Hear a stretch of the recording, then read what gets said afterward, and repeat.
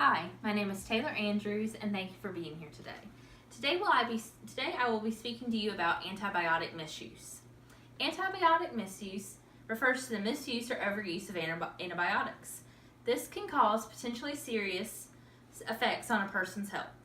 It is a contributing factor to the development of antibiotic resistance, including the creation of multi-drug resistant bacteria, which some refer to as superbugs.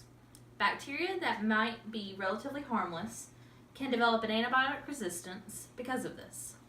Many people have no idea that they are doing something wrong when they are actually misusing these antibiotics. So what are antibiotics and how do they work? Antibiotics are medicines used to treat infections or diseases caused by bacteria. They have saved millions of lives since they were first introduced in the 1940s and 1950s.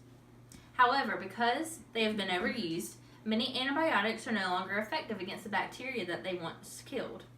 An example of this is golden staph, or MRSA, which is now resistant to the antibiotic benzoyl penicillin. Antibiotics work by blocking vital processes in bacteria, killing the bacteria, or stopping them from multiplying. This helps the body's natural immune system to fight the bacterial infection. Different antibiotics work against different types of bacteria. What is antibiotic misuse? The misuse of or overuse of antibiotics, especially taking on antibiotics when they are not the appropriate treatment, promotes antibiotic resistance according to the Center for Disease Control and Prevention, which says up to 1/3 to 1/2 of antibiotic use in humans is unnecessary and inappropriate.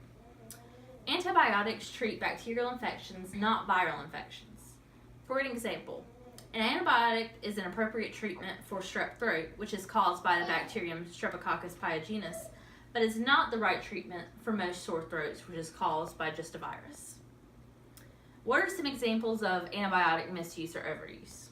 One example of antibiotic misuse is not finishing an antibiotic that was prescribed to you by a doctor, which means that you get a prescription prescribed by a doctor and after a couple of days you start feeling better. And so you're like, I don't need to take the prescription any longer. And once you stop taking it, a few days later, your symptoms return, which means that you'll have to go back to the doctor and get a whole new prescription so you can take it again, which is hurting you more than it is helping you because you might create resistance to this particular antibiotic because you're having to take it again in such a short period of time. Another example is taking an antibiotic that is prescribed for a previous illness. That would mean that you have a leftover antibiotic and you decide that you have the same type of symptoms that you did last time, and you decide, oh, I'm just going to take that antibiotic again. And instead of it being a infection that the antibiotic can treat, it is not, and so it doesn't actually help you. A third example is taking an antibiotic that is given to you by a family member or friend. This is wrong because, one, because it was not prescribed to you personally, and two, the antibiotic may have been given to the person because of specific things dealing with the person. It might not be needed in the same way that a prescription that is prescribed to you may be needed.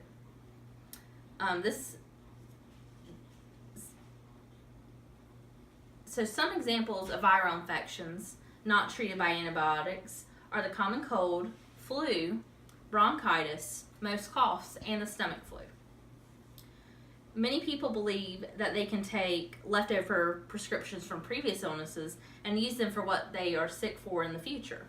This is wrong because if the infection is viral, then they would not benefit from these antibiotic treatments. So in conclusion, some people need to understand that not every sickness requires an antibiotic. And just because you take an antibiotic does not mean that you will get well. Some illnesses are not treatable by antibiotics. An antibiotic may cause a resistance to taking an antibiotic might cause resistance to that antibiotic. So listen to your doctor and do not self-medicate. Thank you so much for being here today.